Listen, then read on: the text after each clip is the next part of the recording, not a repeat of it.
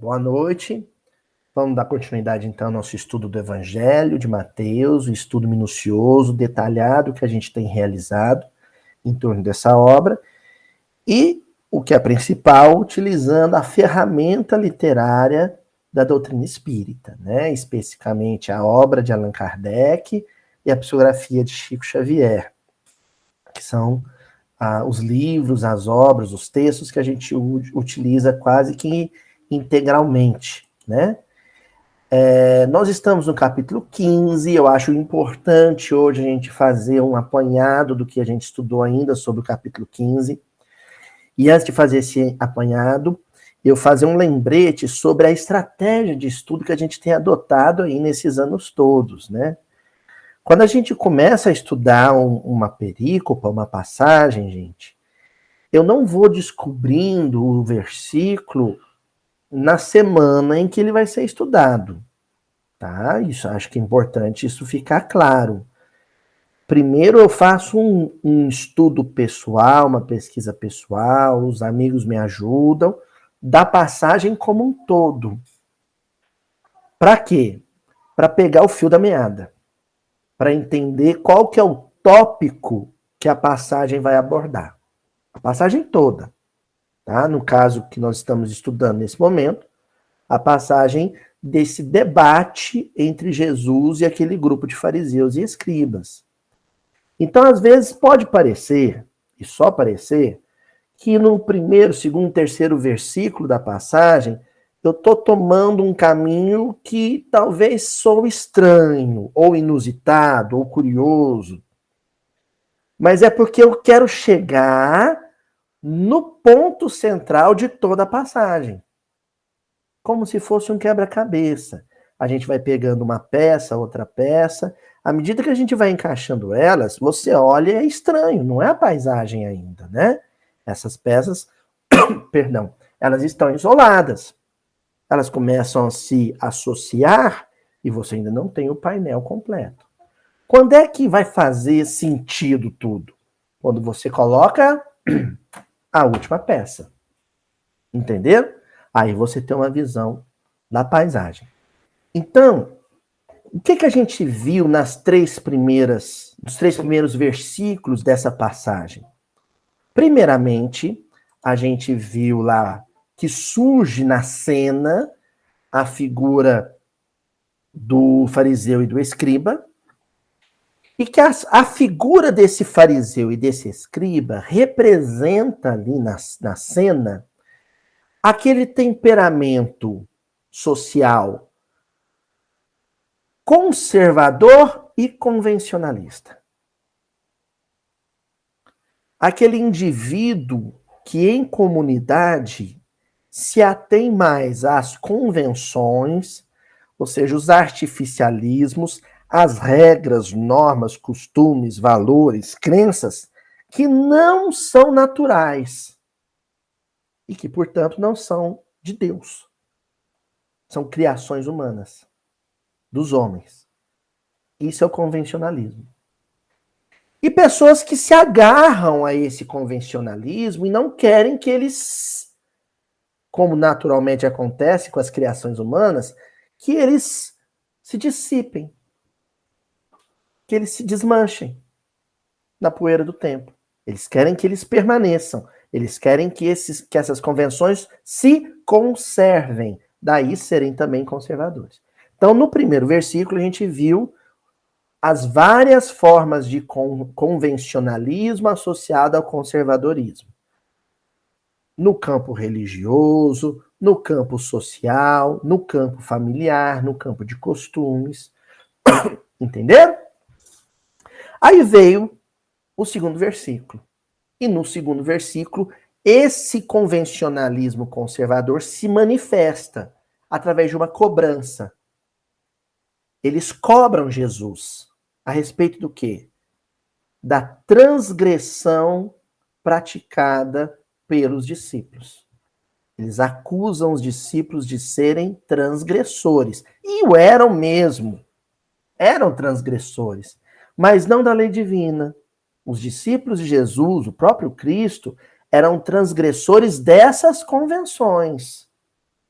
E aí a gente analisou a palavra transgressão, no sentido etimológico da palavra, né? A gente foi no grego e vimos que o transgredir, né, parabaino, né, quer dizer contornar, driblar, não se deixar parar, estacar nas barreiras do convencionalismo e do conservadorismo humano, ir além delas, prosseguir além delas, né? E aí, na semana passada, a gente viu a resposta de Jesus. Olha, os meus discípulos transgridem as convenções humanas porque são movidos por um conjunto de crenças e valores genuínos, verdadeiros, autênticos, fundamentados na mais pura manifestação da lei de Deus. Vocês também são transgressores. Porque Jesus pergunta para eles: por que vós também transgredis as leis de Deus? Vocês também são transgressores, mas vocês são transgressores da lei. E transgridem a lei de Deus em função de convenções que são humanas.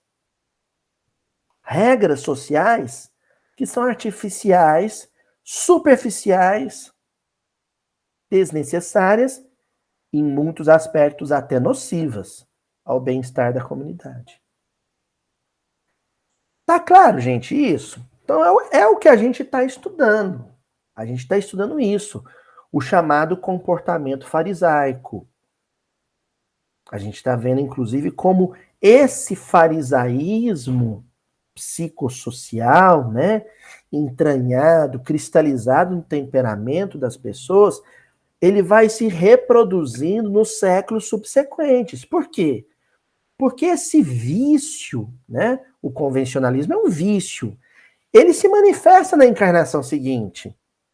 Então, aquele farisaísmo da Palestina no século I, depois ele se manifesta lá na Igreja Católica durante o período medieval. Depois ele se reproduz lá na nobreza, né, do primeiro Estado francês, durante o período revolucionário. Depois ele se manifesta no século XIX, através do cientificismo, racionalismo positivista do século XIX, né? E por assim vai, até chegar nos nossos dias. No nosso ambiente de crenças e valores religiosos, dentro do movimento espírita, ele se manifesta na nossa vida. Nós nos pegamos, né, como verdadeiros fariseus em atitude familiar, em atitude social, em atitude doutrinária, né, cristã. A gente se pega se comportando dessa mesma maneira, agindo como um verdadeiro fariseu moderno ou contemporâneo. Bom, o que a gente vai ter hoje no versículo 4, né? Deixa eu só tomar um golinho d'água. Jesus inicia um discurso. Então os fariseus fazem uma pergunta para Jesus. Jesus devolve com uma pergunta consciencial, bota eles para pensar. Acho que deve ter rolado aquela pausa dramática. Em seguida, ó, Jesus começa, né? E ele começa dizendo assim: pois Deus disse, honra pai e mãe, e quem injuriar pai e mãe, seja punido com a morte. Mateus, capítulo 15, versículo 4. Eita, agora eu não entendi nada. Jesus estava falando com eles sobre a transgressão da ablução, né? Aquele ritual de lavar as mãos que eles cobraram, que os discípulos não cumpriam. Em seguida, Jesus começa a falar com eles sobre a lei de Deus, e aí cai em honrar pai e mãe. Por quê? Os pais daqueles fariseus estavam ali na hora? Era isso? Ou Jesus conhecia a intimidade familiar dos fariseus, por isso que ele cobrou? Jesus conhecia os pais deles? Como é que é essa história? Estranho, né? Mas o fato é que no versículo 4, Jesus se volta para esses mesmos fariseus e diz: olha, vocês não estão honrando pai e mãe. Vocês não estão honrando pai e mãe porque cobraram convenções humanas no comportamento dos meus discípulos. Hã? Eu adoro quando o evangelho dá esses nozinhos na cabeça da gente, sabe? Não é?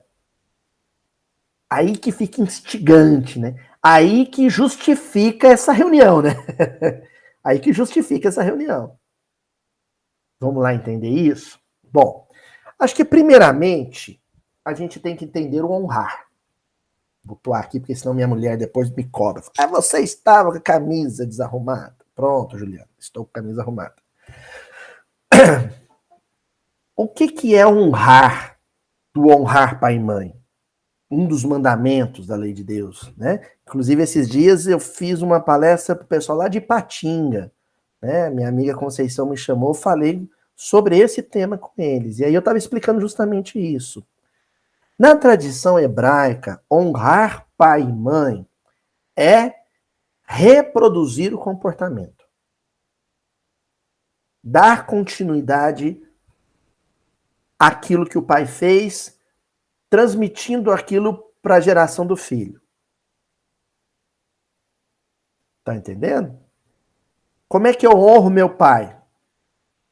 Eu ensinando para o meu filho o que eu aprendi com o pai. Ensinando para o meu filho o que eu aprendi com a avó dele. Isso é honrar pai e mãe. Calma, porque alguém vai te dizer, ah, mas e o lance do respeitar, amar, tal? Para o hebreu, gente, a maior manifestação de carinho filial é isso. Tudo é importante, tudo é honrar pai e mãe, abraçar o pai, beijar o pai, não gritar com o pai, não maltratar o pai, obedecer o pai. Quando ele ficar velhinho, cuidar dele. Tudo isso é honrar pai e mãe. Mas para o hebreu, o ponto central da questão é transmitir para a geração subsequente o que eu herdei da geração anterior. Entendeu? Esse é o ponto central. Transmitir para a próxima geração o que eu herdei da geração anterior. De modo que o pai e mãe que aparece no versículo não é especificamente o meu pai e a minha mãe biológicos, mas os patriarcas e as matriarcas da tradição. Quando Jesus diz para esses fariseus, vocês não estão honrando pai e mãe, vocês estão desrespeitando o legado de Abraão, Isaac e Jacó.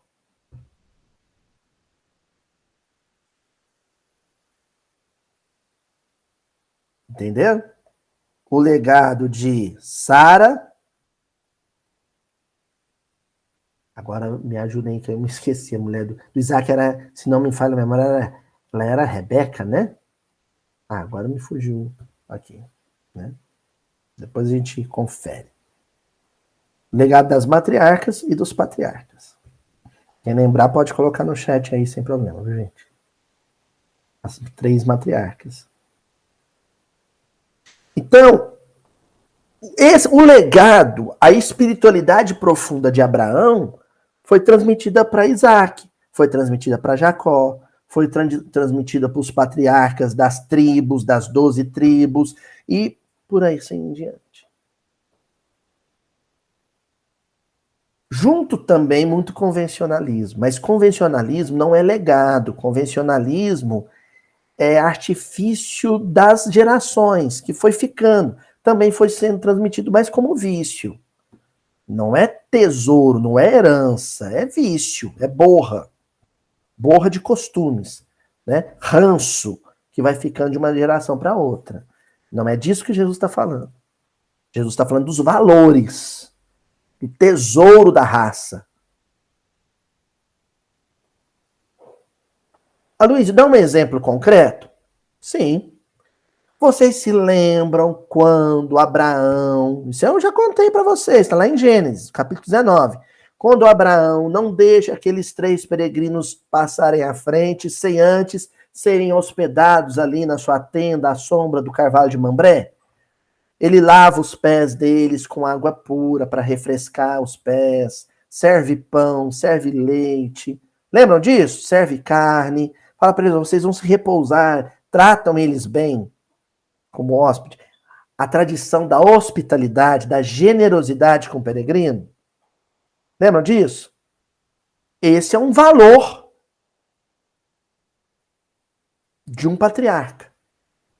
Depois, quando Zaqueu faz a mesma coisa com Jesus, quando Zaqueu não deixa Jesus seguir viagem para Jerusalém sem antes entrar na casa dele, com os 12 discípulos, e almoçarem lá, cearem, jantarem, né, aliás, e são bem servidos, e são bem tratados, e são tratados de um carinho, Jesus vira e diz o seguinte sobre Zaqueu: eis aqui um filho de Abraão.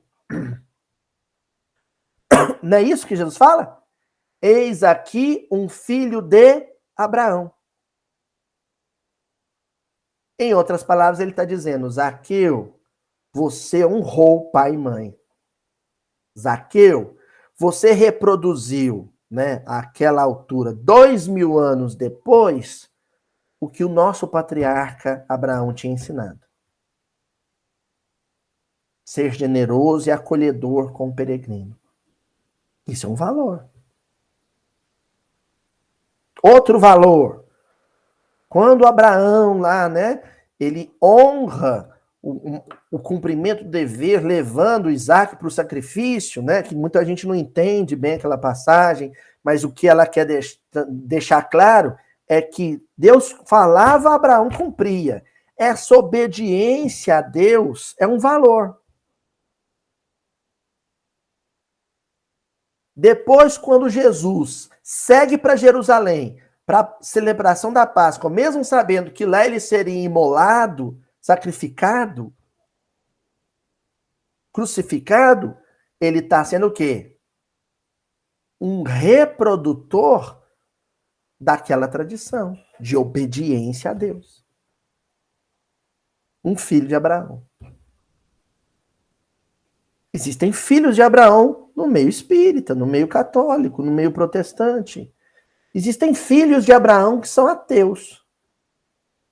Porque ser filho de Abraão é honrar essa espiritualidade profunda que Abraão deixou na terra.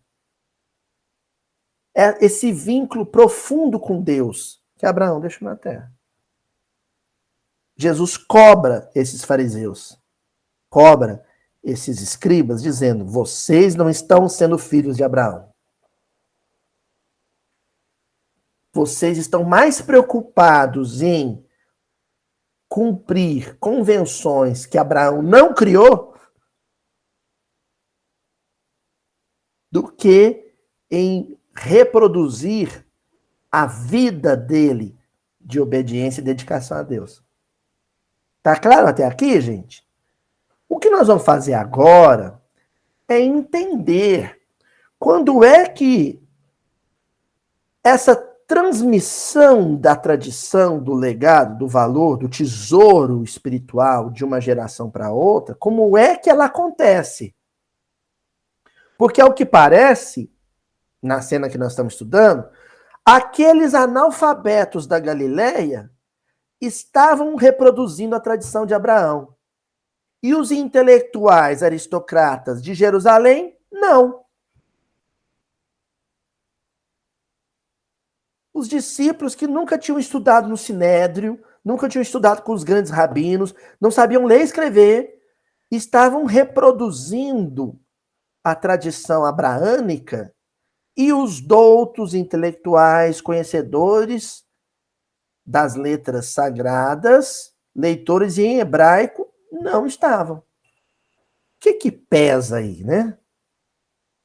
O que faz a diferença entre um e o outro na condição de quem honra Abraão e quem não honra Abraão? Vamos ver? Ó, o Livro dos Espíritos, um livro segundo o Livro dos Espíritos, capítulo 4, tem uma sequência de questões intitulado Pluralidade das Existências. Aí a questão 207, Kardec pergunta assim: frequentemente os pais transmitem aos filhos a parecença física? Aliás, ele afirma, né? Frequentemente os pais transmitem aos pais a parecença física. transmitirão também alguma parecença moral?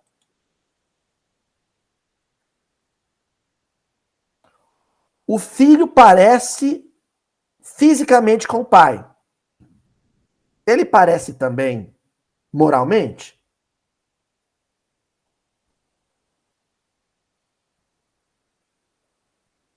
Estão vendo como essa questão se relaciona com o versículo de hoje? Estão vendo? A resposta dos espíritos é categórica. Não. Não. Como assim não? Ah, mas eu sei de filho que é o pai dele igualzinho, igualinho que nem. Que em Minas a gente fala, igualinho que nem. Os espíritos completam dizendo assim. Não, que diferentes são as almas ou espíritos de uns e outros. O corpo deriva do corpo, mas o espírito não procede do espírito. Entre os descendentes das raças, apenas há consanguinidade. O que ele está dizendo, o autor dessa resposta para Allan Kardec? A hereditariedade é uma lei, uma condição necessária, inevitável. Inevitavelmente existem traços da fisiologia e da biologia do pai que poderão ser percebidos e detectados na fisiologia e na biologia do filho. Necessariamente. Mas na moral não é assim. Não existe uma lei que determine que o filho vai ter as mesmas características morais do pai.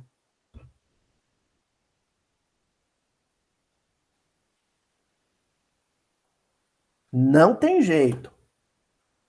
Eu tenho pé chato. Tenho pé chato. Plano, retinho. A Juliana também. Não tem jeito. Adivinha? O Francisco tem o pé chato. Entendendo? Agora, a Juliana é a calma em pessoa, vocês sabem disso. O Francisco é agitado. Não havia nada que determinasse que necessariamente porque a Juliana é calma, o Francisco seria calmo. Como eu sou agitado, 50%. Ele poderia ser ou não, mas não em função de uma condição hereditária. Luísio, mas se não é uma condição necessária, essa parecença moral, o que explica quando ela acontece? Como é que se explica quando ela ocorre? Ó, Kardec correu e fez essa pergunta, né? Então tem a 207A. Ele pergunta assim: de onde se originam as parecenças morais que costumam haver entre os pais e filhos? Então, se não é uma hereditariedade necessária, como acontece na parecença física, então como é que se explica a parecença moral que acontece, que pode ocorrer entre pai e filho? E os espíritos respondem assim: é que uns e outros são espíritos simpáticos, que reciprocamente se atraíram pela analogia dos pendores. Analogia dos pendores. Guardem essa expressão. Analogia dos pendores. Se o meu pai é nervoso e eu sou nervoso, eu não sou nervoso porque meu pai é nervoso.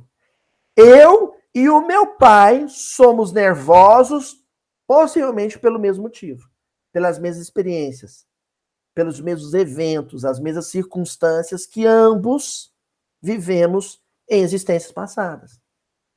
Entendendo? Eu não sou nervoso porque ele é nervoso. Eu e ele somos nervosos porque vivemos experiências, processos, dinâmicas de vida semelhantes. Talvez até juntos. Ou não. A minha afinidade com ele acontece porque a gente tem um fator em comum. Somos nervosos. Estão entendendo isso, gente? Então, aí a gente volta para o versículo de hoje. O que vai acontecer? Aqueles galileus, vamos pegar 2 exemplos, João e Tiago.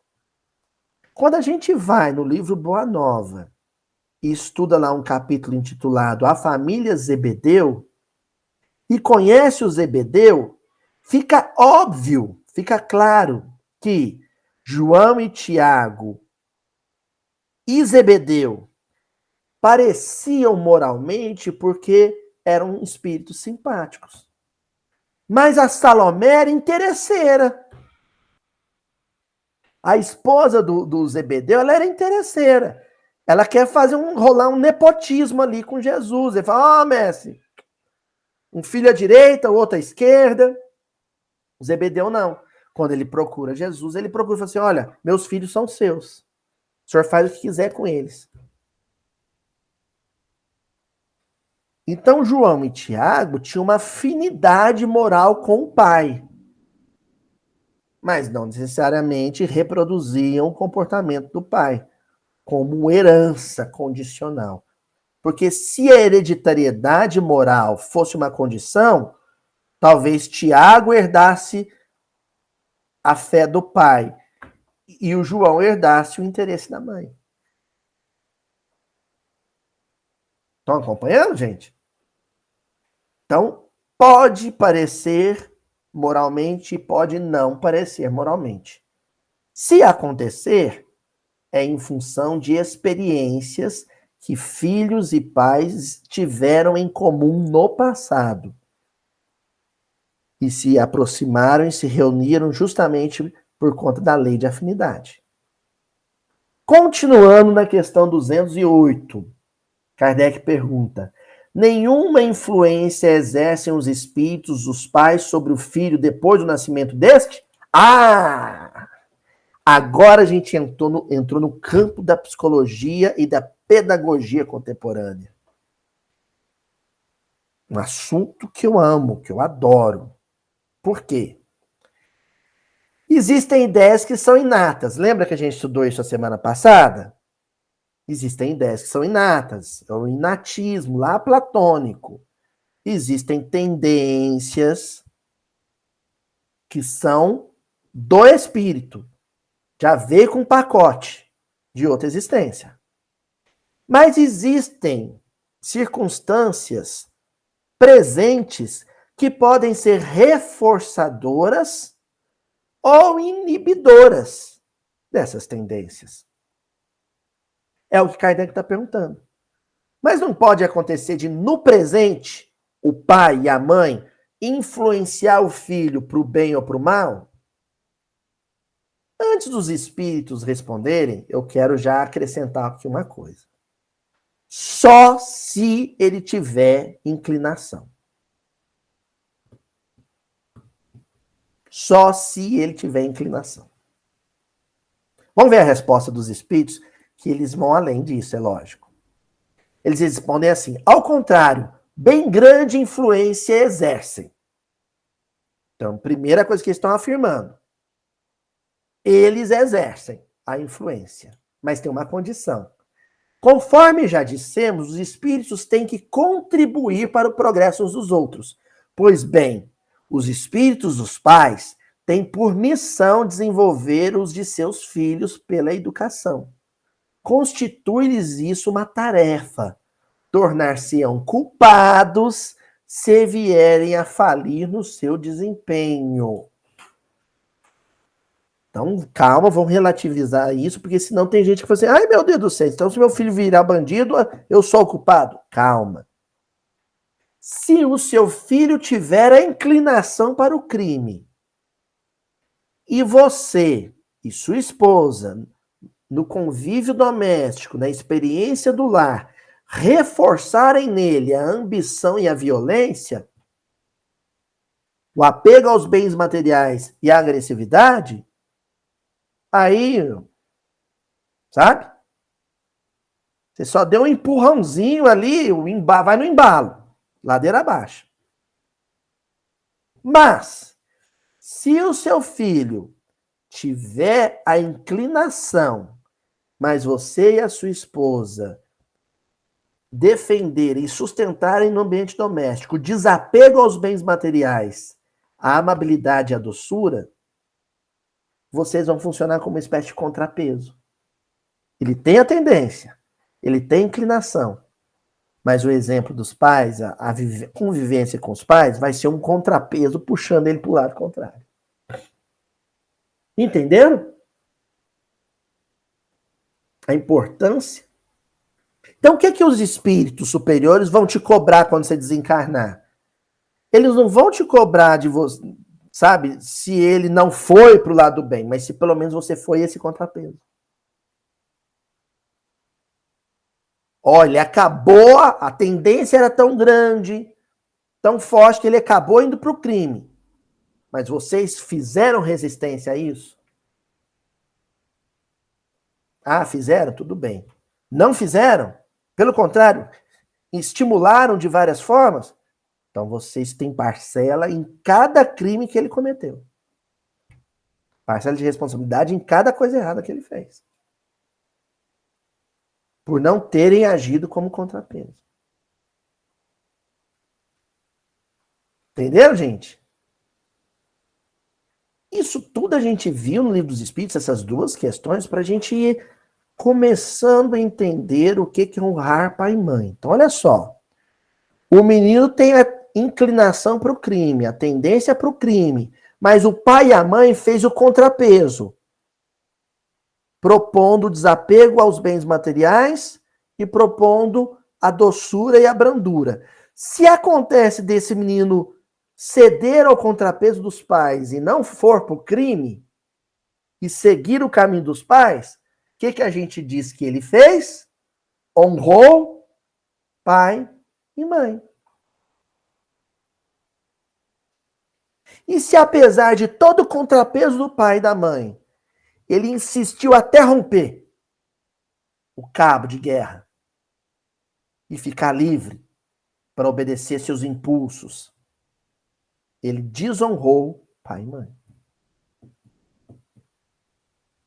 Então eu imagino, eu creio, que Jesus conhecia sim, e conhecia, né? Ele é um gestor do planeta. A herança de que aqueles fariseus, aqueles escribas eram detentores. Não só através da paternidade abraânica, que é a paternidade da raça entre aspas, né? Como também através de algum contrapeso educacional que eles tiveram em casa, com pais que não eram convencionalistas e nem conservadores. E mesmo assim eles estavam ali apontando o dedo para os discípulos. Ah, o que Jesus diz para eles? Vocês não estão honrando pai e mãe. O seu pai e sua mãe não te ensinaram isso. A gente não fala isso para as pessoas? Com quem que você aprendeu isso, menino? Não foi com seu pai e com sua mãe que eu conheço. Não é? É o que Jesus está dizendo para eles. Com quem que vocês aprenderam a censurar as pessoas por bagatela dessa maneira? Constranger os outros por causa de bobeira dessa maneira? Não foi com seus pais, não, que eu conheço eles. E nem a herança de Abraão, que o ensinamento é outro. Então vocês estão sozinhos nessa, viu? Nada vai ser posto na conta dos seus pais. Vocês são totalmente responsáveis pelo que estão fazendo agora. Porque não foi o que vocês aprenderam em casa.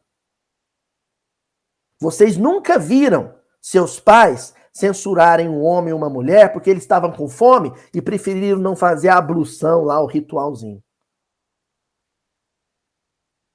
Bonito isso, né? Ó, aí no Evangelho segundo o Espiritismo tem o capítulo Honra teu pai e tua mãe. E lá nos itens 7, 8 e 9, então a gente vai para a parte da instrução dos espíritos já, né? A gente tem a seguinte mensagem no item 8. Ó espíritas, Compreendei agora o grande papel da humanidade.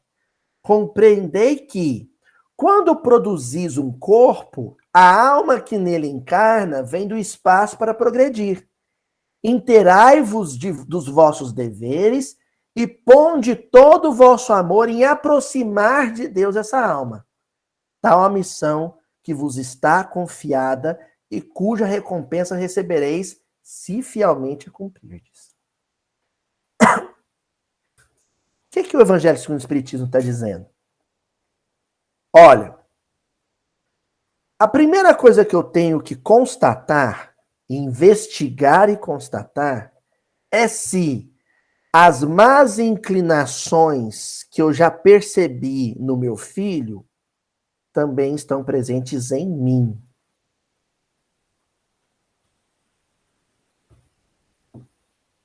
Então, por exemplo, me vem na cabeça aqui. Eu não gosto que o meu filho chegue em casa alcoolizado. Da rua, batendo porta, bêbado. O primeiro movimento não é o de identificar quantas vezes ele chegou assim da rua, ou se ele bateu o carro ou não, se ele brigou com a namorada ou não porque estava bêbado. Não é isso. Eu não vou focar nele, eu vou focar em mim. Ao longo da minha vida, ou melhor, ao longo da minha trajetória como pai, é um rapaz de 20 anos. Nos últimos 20 anos, o pai, exercia algum comportamento reforçador dessa má inclinação no meu filho? Quantas vezes ele já me viu com latinha de cerveja na mão? Quantas vezes ele já me viu chapar o coco no churrasco da família? Quantas vezes ele entrou em casa e tinha um barzinho de bebida ali no canto da sala? Estão entendendo? Se eu identificar que sim, eu acabei de assumir um compromisso sério, sério. Porque qualquer devaneio que ele venha cometer ao estar alcoolizado, eu vou assinar a sentença junto com ele.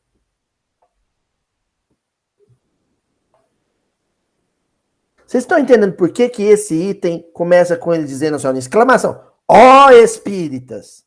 Quando aparece lá o dedo em risco na forma de ponto de exclamação, qual que é o foco dos espíritos? Grifar, sublinhar aquilo dizendo, isso é muito grave. Isso é muito grave. Convenções. Luiz, mas são convenções? Sim. Quer ver uma convenção? De que homem só é homem se encher a cara. A lata de cerveja na mão é um gesto de virilidade. É um gesto masculino. Existem muitos pais que quando o filho, com 15 anos, ele chega, ele abre a primeira lata, hoje você vai, pela primeira vez, beber com seu pai. Porque agora você já é homem. Isso é uma convenção. Onde é que está escrito isso na lei de Deus? Não está. Onde é que está escrito na lei de Deus de que o ambiente para ser alegre tem que ter bebida? De que eu tenho que estar bebendo, não necessariamente bebendo numa festa? De que festa só é festa se tiver bebida? Isso está escrito em alguma lei de Deus? Nas Escrituras? Tem algum versículo do Novo Testamento que diz? Em verdade vos digo que todo churrasco em família tem que ter uma cerveja gelada. Isso está escrito em algum lugar? Não está. Então isso é uma convenção. Se eu vou numa festa, fico alegre, dou risada, conto piada, danço, canto, sem bebida, o meu comportamento foi transgressor. Eu transgredi uma convenção social. E diga-se de passagem, uma convenção bem brasileira, né? Não sei como é que é em Nova York, viu, Jussara? Mas aqui no Brasil né? Uma coisa leva a outra, né? Estão entendendo? Tem esse exemplo, gente, mas tem vários outros exemplos. Vários outros exemplos. Inúmeros. Questão do dinheiro, né? Ah, meu filho se tornou um deputado corrupto, que desvia a verba pública. Tá, mas aí eu não tenho que ficar focado, por que que meu filho está desviando dinheiro público? Eu tenho que me perguntar se, na época do imposto de renda, ele me viu pegar nota fria no consultório do médico que é amigo. Porque se eu peguei uma notazinha lá do médico, de uma consulta que nunca aconteceu, só para ter restituição do imposto de renda, isso tem um nome, sonegação. E sonegação é crime, é bandidagem. Se ele me viu fazer isso alguma vez, pronto. Foi o gesto reforçador de uma tendência inata nele. De forma torta, ele honrou pai e mãe, né? Ele honrou a raça.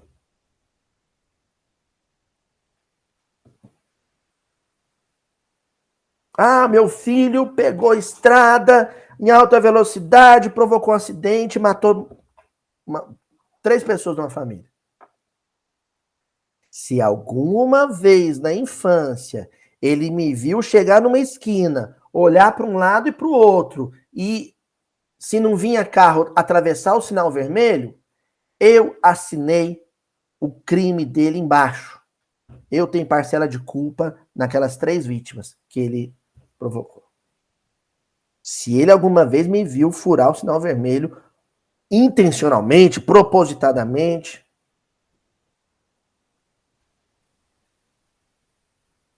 dolosamente, né, dona Joana?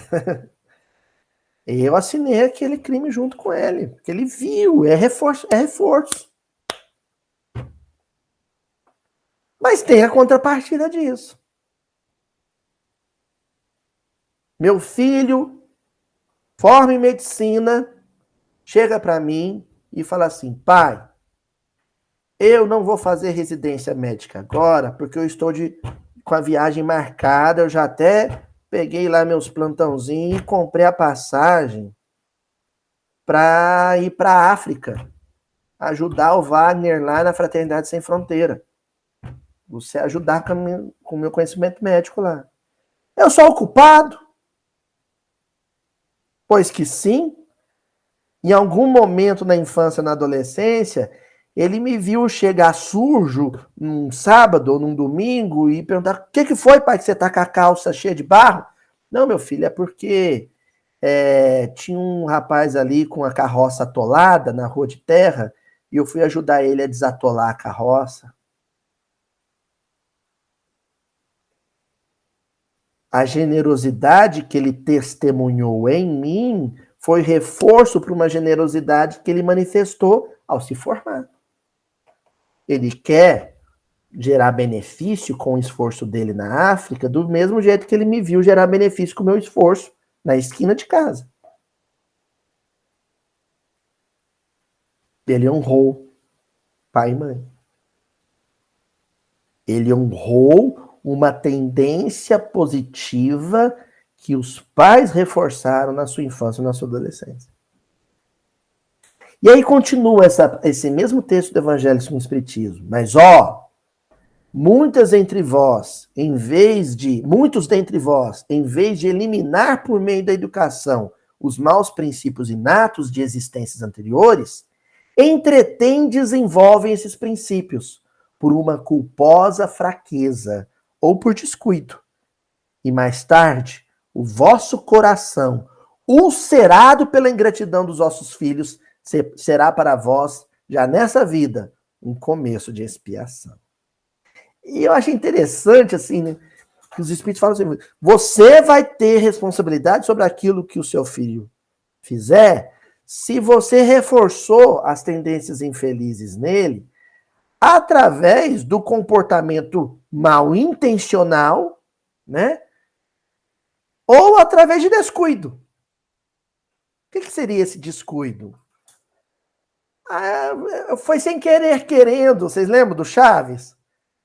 Tem hora que é querer querendo e tem hora que é sem querer querendo. Mas isso não vai me isentar de responsabilidade. Não vai. Eu, por exemplo, meio sem querer querendo, comecei a dormir tarde, quando eu vi o Francisco, estava dormindo tarde comigo, 11 horas da noite. No outro dia, dando trabalho para acordar para ir para a escola. Eu falei, opa! Eu e a Juliana, a gente sentou e conversou, vamos corrigir a rota. Criança tem que ir cedo para a cama. Entenderam? Então, mesmo quando é sem querer querendo, por descuido, não quer dizer que você não tem responsabilidade naquilo. Qual que é a proposta de Jesus? Orai e vigiai. Nada de descuido. Atentos. Sempre. É vigilância 24 horas sobre o próprio comportamento. Para quê? Para que qualquer coisa em mim não escape como um descuido e esse descuido seja um reforçador da má inclinação do meu filho. Não é brincadeira, não. Gente, basicamente o que Jesus está dizendo para esses fariseus e esses escribas é: vocês são muito mal educados, né? Vocês foram mal educados. Mesmo que por descuido.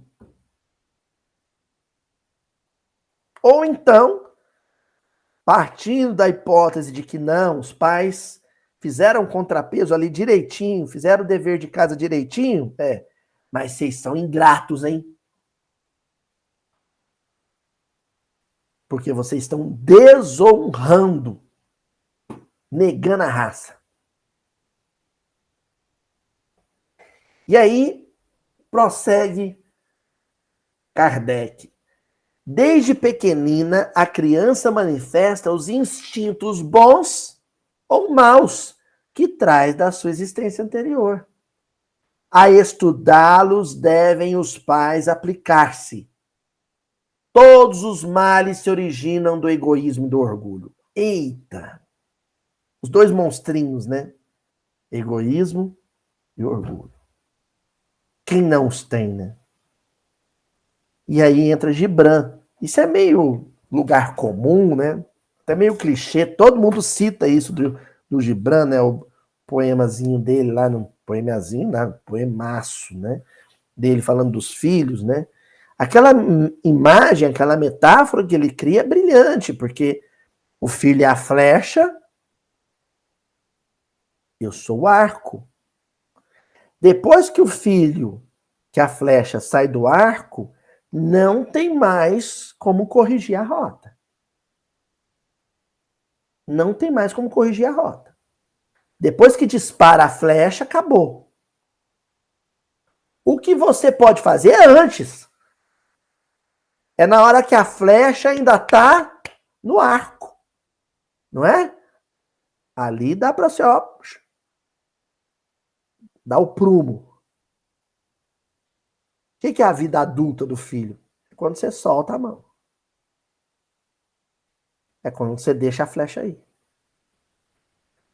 Dali em diante, você é espectador. A única coisa que você vai poder fazer é sentar e assistir se vai cair no alvo ou não.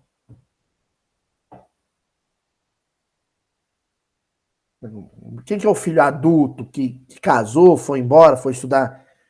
É a flecha que foi. Aí você é pai espectador. Dali em diante, você vai. Claro, lógico. O filho pede um conselho, você dá. Ele pede colo, você dá. Mas você não consegue mais interferir, pelo menos não da maneira ostensiva e eficaz com a qual você podia interferir quando estava na infância ou na adolescência. Depois você senta e assiste.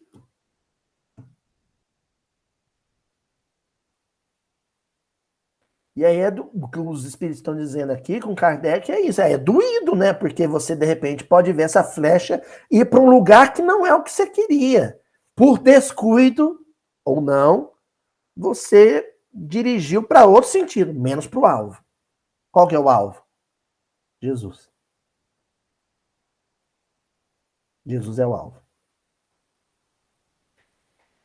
E finalizando, espreitem, pois, os pais, os menores indícios reveladores do germen de tais vícios e cuidem de combatê-los, sem esperar que lancem raízes profundas. Uma outra metáfora para o mesmo processo. Olha direitinho onde você vai pôr a muda, onde você vai pôr a semente, onde você vai pôr o broto, porque depois que fincar a raiz, dependendo do enraizamento, você não arranca mais daquele lugar, não. Só matando a árvore. Então escolhe direitinho onde você vai querer plantar aquela mudinha. Porque depois que a raiz crescer, que a raiz for profunda, aí é complicado mudar de lugar. Estão entendendo, gente? Então a gente quer que o filho honre pai e mãe. O que é honrar pai e mãe? A gente quer que ele reproduza os valores e as virtudes que eu cultivei. Agora, eu tenho que cultivar. Ele tem que conhecer quais são essas virtudes e esses valores. Eu tenho que fazer brilhar minha luz. Eu tenho que fazer ressaltar aos olhos do meu filho as minhas virtudes. E combater os meus vícios. Porque ele vai reproduzir um e outro.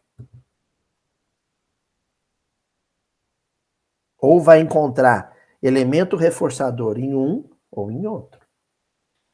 E fechando, façam como o bom jardineiro que corta os rebentos defeituosos à medida que os vê apontar na árvore.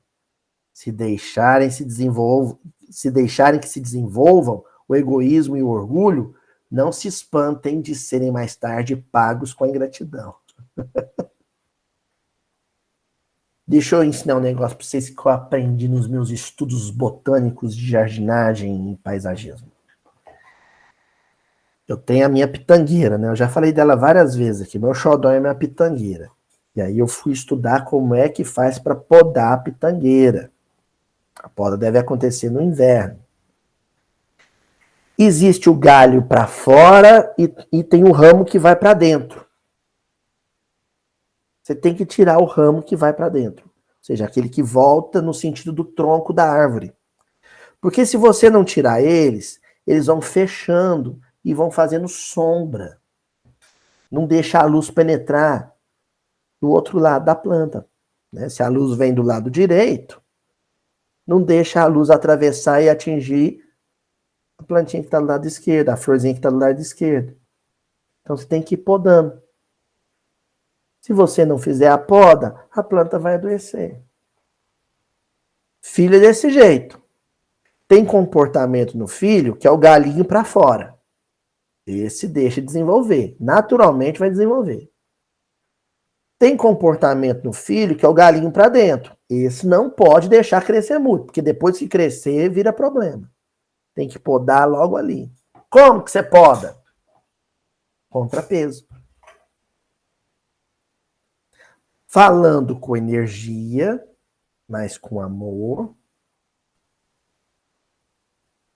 Utilizando a firmeza, mas com ternura.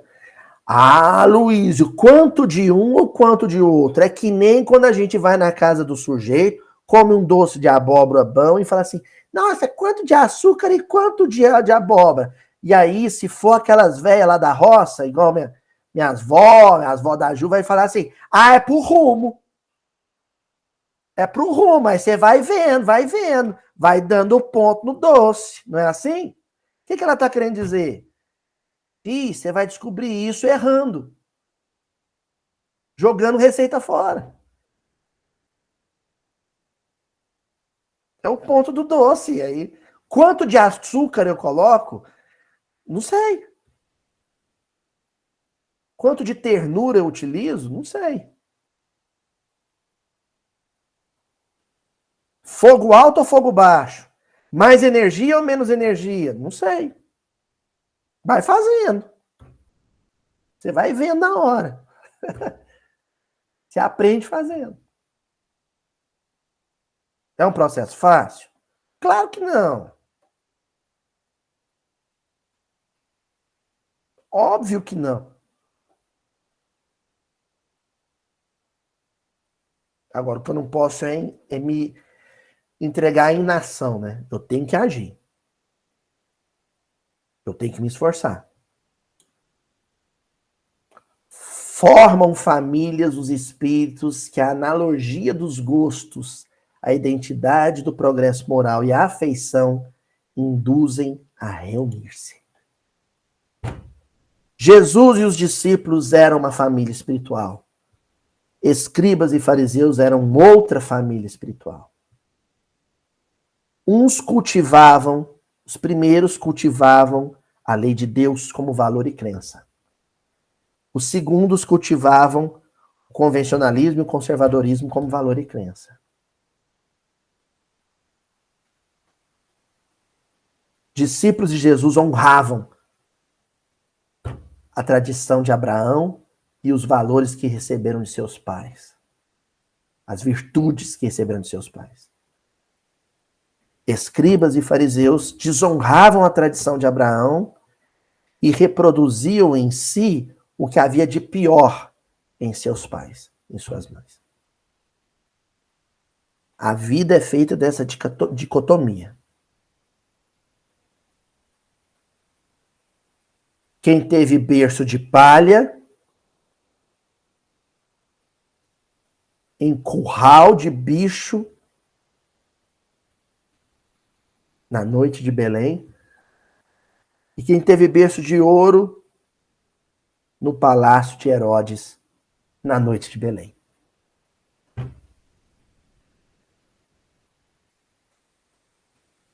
Para a gente enfatizar aqui o peso que a relação pai e filho vai ter na formação da geração que virá. São espíritos velhos? São. Terão já suas tendências, suas inclinações? Sim. Mas ai de nós, pais, avós, tios, evangelizadores, professores, se não ajudarmos essa geração a vencer. Né? Finalizamos com Libertação, livro Libertação, Condessa Matilde, conversando com a Margarida, que ia ser mãe dela. Ia ser mãe dela, assim, olha lá, hein? Eu tô reencarnando para uma tarefa difícil. Olha lá, se você não me puxar a orelha, se você não for a melhor mãe, no sentido de me ajudar na minha missão, depois nós vamos ter uma conversinha. A filha, do plano espiritual, chamando a atenção da futura mãe. Olha lá, hein? Sei lá, se o Chico, no plano espiritual, não falou, olha lá, você vai ser meu pai, hein? Não deixa eu me desgarrar, não. Certo, gente? Então, até a semana que vem, a gente retoma o versículo 5 e essa discussão, essa mesma discussão. Beijão para todo mundo.